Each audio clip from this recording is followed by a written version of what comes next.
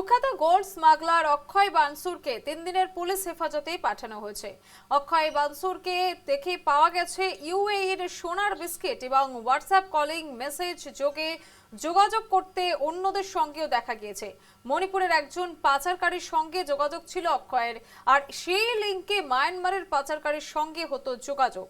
অক্ষয় বানসুরকে মোবাইলে পাওয়া গেছে গুয়াহাটির এক ব্যক্তির কন্ট্যাক্ট নাম্বার। ইউএই থেকে জলপথ দিয়ে জাহাজে মুম্বাইতে সোনা আনার সন্দেহ করছে পুলিশ। গুয়াহাটিতে রেল মারফত আনা হতো এই সোনা। এটি একটি চেইন নেটওয়ার্ক। হাওয়ালার মতো কোড নাম্বার দেওয়ার পর দিত সোনা। খারগুলিতে ভিক্ষুকের ছদ্মবেশে ধরে সোনার বিস্কিট পাচার করত সে। নিউজ লাইভ বাংলার প্রশ্নের কোনো উত্তর দিল না অক্ষয় বানসুর। লতাশিল থানার মহারাষ্ট্রের ওই যুবককে পুলিশ লাগাতার জিজ্ঞাসাবাদ করছে। উল্লেখ্য, মঙ্গলবার গুয়াহাটিতে প্রায় 50 কোটি টাকার সোনা বাজেয়াপ্ত করে পুলিশ। খারগুলি পুলিশের হাতে পড়ে প্রায় 38 কেজি ওজনের সোনা। স্পষ্টতই ট্রান্সন্যাশনাল বা আন্তর্জাতিক সোনা পাচার চক্রের হদিশ গুয়াহাটিতে। অর্থাৎ যে খবরের দিকে আমরা নজর রেখেছিলাম গতকাল থেকেই, সেখানে কিন্তু যে ছবিটা উঠে আসছে, একেবারে গোল্ড স্মাগলার চক্র যে রয়েছে সেই চক্রের ছবি উঠে আসছে। অক্ষয় বানসুর, তাকে জিজ্ঞাসা করা হলে কোনো উত্তর দিল না। সরাসরি চলে যাবো, আমাদের সঙ্গে রয়েছেন আমাদের প্রতিনিধি তন্ময় দে। তন্ময়, এই মুহূর্তে দাঁড়িয়ে আর কি তথ্য উঠে আসছে তোমার কাছে? সমস্যা দেখো, আমি এই মুহূর্তে লতাশিল যে লতাশিল পুলিশ থানা, সেই লতাশিল থানায় যাচ্ছি। আর এই থানার ভিতরেই কিন্তু তোমার যে অক্ষয় বানসুরে, যিনি মহারাষ্ট্রের সাংলির যে সোনা পাচারকারী, তাকে কিন্তু এখনো কিন্তু ইন্টারোগেশন করা হচ্ছে। আর অক্ষয় বানসুরে কিন্তু অনেক কয়টা তথ্য কিন্তু পুলিশকে ইতিমধ্যে দিয়েছে। দেখো, অক্ষয় বানসুরের দিকে সবচেয়ে বড় কথা, লতাশিল পুলিশ, গুয়াহাটি পুলিশ কিন্তু অক্ষয় বানসুরের দিকে কিন্তু ইউএইর সোনার বিস্কিট কিন্তু বাজার করতে সক্ষম হয়। ইউএই ডিস্ট্রিক্ট ছিল, সোনার ডিস্ট্রিক্ট বাজেয়াপ্ত করতে সক্ষম হয়েছে। আর তখন পুলিশ সূত্রের থেকে আমরা জানতে পারছি যে ভারতে এই সোনা প্রবেশ করতে হলে, তাহলে কিন্তু যদি প্লেন দিয়ে আসে, তাহলে কিন্তু প্লেন দিয়ে আসলে কিন্তু এয়ারপোর্টে হয়তো ধরা পড়বে। আর তার জন্য পুলিশ সূত্রের থেকে জানতে পেরেছি, তারা এক সন্দেহ করছে যে মুম্বাইতে প্রথমে ইউএই থেকে জাহাজে, অর্থাৎ জলপথে জাহাজে কিন্তু সেই সোনা আনা হয়েছিল মুম্বাইতে। আর মুম্বাই থেকে কিন্তু গুয়াহাটিতে রেল যোগে, অর্থাৎ রেলে আনা হয়েছিল এই সোনা। দেখো, অক্ষয় বানসুরের মোবাইল ফোনের মধ্যে মণিপুরের একজন লোকের কন্ট্যাক্ট পাওয়া গেছে, তার সমান্তরাল ভাবে গুয়াহাটির একজনের কন্ট্যাক্ট পাওয়া গেছে। আর সব সময় তারা কিন্তু হোয়াটসঅ্যাপ কলিং আর হোয়াটসঅ্যাপ মেসেজে কিন্তু কথাবার্তা বলতো, যোগাযোগ করতো। আর মণিপুরের যে যার কন্ট্যাক্ট পাওয়া গেছে, যেই পাচারকারীর কন্ট্যাক্ট পাওয়া গেছে, তার যে লিঙ্ক, সেই লিঙ্কটা কিন্তু মিয়ানমারের সাথে আছে। মিয়ানমারের যে পাচারকারী, সে মিয়ানমারের পাচারকারীর সাথে আছে। অর্থাৎ দেখো, এটা একটা চেইন, এটা একটা চেইন নেটওয়ার্ক বলে পুলিশের সূত্রের থেকে আমরা জানতে পেরেছি।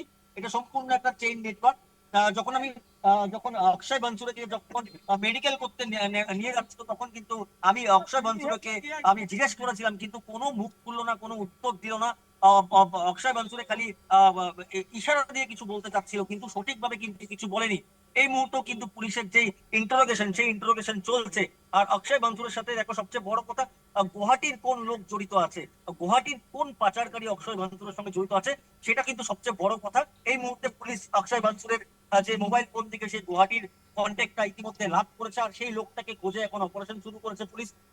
তার মধ্যে যদি আমি তোমাকে বলতে চাই, দেখো, একজন যে ফুটপাতে একজন ভিখারি রূপে অক্ষয় বানসুরে কিন্তু অনেকদিন ধরে যে এই কারবারটা চলিয়ে যাচ্ছিল, একটা স্মাগলিং র্যাকেট চালিয়ে যাচ্ছিল গুয়াহাটিতে। এত বড় একটা নেটওয়ার্ক গড়ে তুলেছিল গুয়াহাটিতে। কিন্তু তারপরেও তোমাকে যদি বলতে চাই, দেখো, পুলিশ কিন্তু, গুয়াহাটি পুলিশ কিন্তু মোটেও কিন্তু এই কথা জানতো না।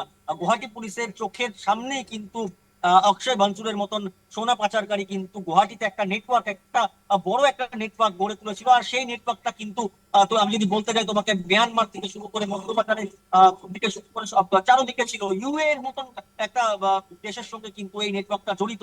অর্থাৎ যেহেতু ইউএ এর বিস্কিট পাওয়া গেছে, সোনার বিস্কিট, পুলিশের সন্দেহ করছে যে ইউএই থেকে কিন্তু তোমার জাহাজে জাহাজে আনা হয়েছিল মুম্বাইতে, আর মুম্বাই থেকে কিন্তু গুয়াহাটি।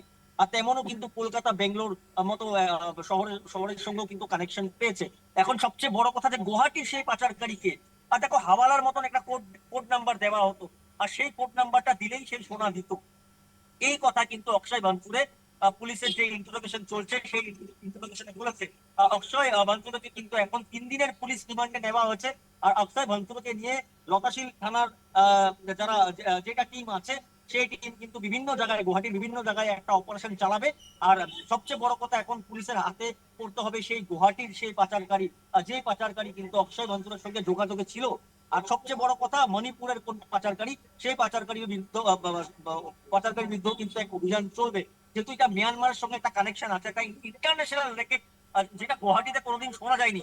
প্রথমবারের জন্য শোনা যাচ্ছে গুয়াহাটিতে যে এত বড় একটা রেকেট, যেটা ইন্টারন্যাশনাল রেকেট বলছি আমরা, একটা ট্রানজিট পয়েন্ট হয়ে দাঁড়িয়েছে গুয়াহাটি। আর এই গুয়াহাটির থেকে কিন্তু বিভিন্ন প্রান্তে এই সোনা হোক বা অন্য অন্য যে সামগ্রী হয়, সেগুলো কিন্তু পাচার হচ্ছে। কিন্তু গুয়াহাটি পুলিশ এখন অব্দি এই কথা জানতে পারেনি। যখন অক্ষয় বানসুরকে অ্যারেস্ট করা হয়েছে, জিজ্ঞাসাবাদ করা হয়েছে, তখনই কিন্তু এই কথা প্রকাশ্যে আসছে। অর্থাৎ কোনোখানে না কোনোখানেও কিন্তু পুলিশ আহ এই এই ক্ষেত্রে যদিও অনুসন্ধান করছে, তদন্ত করছে, কিন্তু কোথাও না কোথাও ল্যাপস রয়ে গেছে। কারণ এত মাস ধরে করে আসছে, তাও কিন্তু পুলিশের হাতে এই খবর ছিল না। এটা অপারেশন করার পর, একটা একটা বড় অপারেশন করার পর কিন্তু পুলিশও কিন্তু হতবাক হয়ে গেছে। পুলিশও কিন্তু তোমার সারপ্রাইজ হয়ে গেছে যে এত বড় একটা র্যাকেট, এত বড় একটা ইন্টারন্যাশনাল র্যাকেট যে গুয়াহাটিতে চলছিল, বা অক্ষয় বানসুরের মতন একজন লোক, একজন ভিখারি রূপে এইভাবে রাস্তার মধ্যে শুয়ে থাকতো, সেখান থেকেই পাচার করতো। কত বড় একটা ঘটনা। আর এই ঘটনা কিন্তু এখন পুরো ভারতবর্ষে কিন্তু এখন এই যে এই স্মাগলিং র্যাকেট, আমি আবার বলতে চাই, অসম পুলিশের ইতিহাসে কিন্তু সবচেয়ে বড় একটা বা সবচেয়ে একটা বড় রেকর্ড। কিন্তু তার আগে কি করছিল, এটাও কিন্তু এখন প্রশ্ন উত্থাপন হচ্ছে। অক্ষয় বানসুরের এখনো আরো তথ্য জানার জন্য পুলিশ দিন রাত ইন্টারোগেশন করছে, যেহেতু 3 দিনের পুলিশ রিমান্ডে এনেছে। এখন দেখা যাক যে আর কোন কোন দেশের সঙ্গে অক্ষয় বানসুরে বা গুয়াহাটির যে লোকটা আছে পাচারকারী, তার সঙ্গে কার কার কানেকশন, সেটাও কিন্তু বেশ, আর বেশি সময় লাগবে না সামনে আসতে। যেমন একেবারেই অনেক ধন্যবাদ।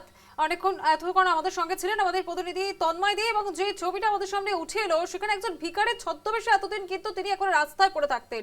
সেখানে বসেই একেবারে লক্ষ লক্ষ টাকার সেখান থেকে সোনার বার এদিক ওদিক যাচ্ছে, এবং আন্তর্জাতিক র্যাকেট এখানে যুক্ত রয়েছে কিনা সে বিষয়ে কিন্তু ইতিমধ্যেই একেবারে পুঙ্খানুপুঙ্খ তদন্ত চলছে, এবং পুলিশ বুঝতে পারেনি প্রথমে, এমন বিষয়টা উঠে এলো। অর্থাৎ সেক্ষেত্রে আরো তৎপর হওয়া প্রয়োজন প্রশাসনের, এমন প্রশ্নচিহ্ন কিন্তু আসছে। যোগাযোগ ছিল অক্ষয়ের মায়ানমারেরও একজনের সঙ্গে, এমন প্রশ্ন উঠে আসছে। গুয়াহাটির এক ব্যক্তির কন্ট্যাক্ট নম্বর পাওয়া গেছে। ইউএই থেকে জলপথ দিয়ে জাহাজে মুম্বাইতে সোনা আনার সন্দেহ করছে পুলিশ। গুয়াহাটিতে রেল মারফত আনা হতো এই সোনা। এটি একটি চেইন নেটওয়ার্ক হাওয়ালার মতন কোড নাম্বার দেওয়ার পর দিত সোনা। খারগুলিতে ভিক্ষুকের ছদ্মবেশ ধরে সোনার বিস্কুট পাচার করত। নিউজ লাইভ বাংলার প্রশ্নের কোনো উত্তর দিল না অক্ষয় বানসুর। লতাশিল থানায় মহারাষ্ট্রের ওই যুবককে পুলিশ লাগাতার জিজ্ঞাসাবাদ করছে। উল্লেখ্য, মঙ্গলবার গুয়াহাটিতে প্রায় 50 কোটি টাকার সোনা বাজেয়াপ্ত করে পুলিশ। খারগুলি পুলিশের হাতে পড়ে প্রায় 38 কেজি ওজনের সোনা। স্পষ্টতই ট্রান্সন্যাশনাল বা আন্তর্জাতিক সোনা পাচার চক্রের হদিশ গুয়াহাটিতে। বড় সড়ো সাফল্য বলা যায় পুলিশের, এবং এর পিছনে আরো কোনো চক্র জড়িত রয়েছে কিনা গোটা ঘটনার কিন্তু তদন্ত চলছে জোর কদমে।